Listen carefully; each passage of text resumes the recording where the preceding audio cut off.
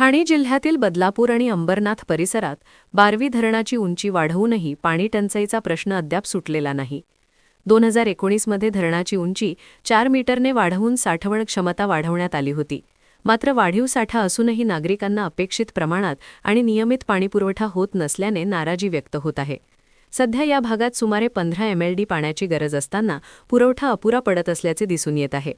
बारवी नदीवरील हे धरण 1978 साली उभारण्यात आले असून सध्या त्याची उंची 72.60 मीटर आहे. ठाणे जिल्ह्यातील अनेक शहरांसाठी हे धरण पिण्याच्या पाण्याचा मुख्य स्रोत आहे. लोकसंख्या वाढत असताना पाण्याची मागणीही वाढली, त्यामुळे धरणाची क्षमता वाढवण्याचा निर्णय घेण्यात आला. मात्र साठा वाढूनही वितरण यंत्रणेतील त्रुटी आणि नियोजनातील कमतरता यामुळे त्याचा थेट फायदा नागरिकांना मिळत नसल्याचे स्पष्ट झाले आहे. दरम्यान अंबरनाथमध्ये अमृत योजनेअंतर्गत आणि बदलापूरमध्ये नगरोत्थान योजनेअंतर्गत मोठ्या क्षमतेचे पाणीपुरवठा प्रकल्प सुरू आहेत. हे प्रकल्प पूर्ण झाल्यानंतर दीर्घकालीन पाणीप्रश्न सुटण्याची अपेक्षा व्यक्त केली जात आहे. मात्र तोपर्यंत तात्पुरत्या स्वरूपात पाणी उपलब्ध करून देण्याची गरज निर्माण झाली आहे. यासाठी MIDC कडून पाणी घेण्याचा पर्याय पुढे आला असला तरी त्याचे दर जास्त असल्याने नागरिकांवर आर्थिक भार वाढण्याची शक्यता आहे.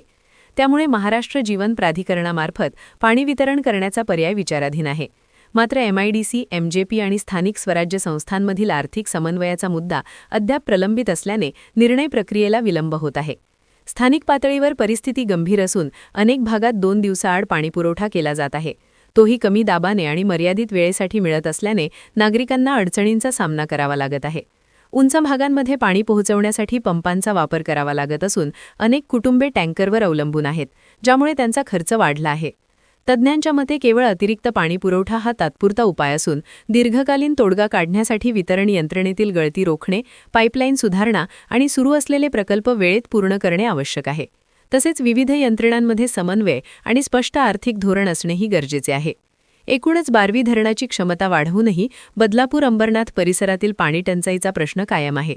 प्रकल्पांची वेळेत पूर्तता आणि प्रशासनातील समन्वय यावरच नागरिकांना दिलासा मिळणार आहे.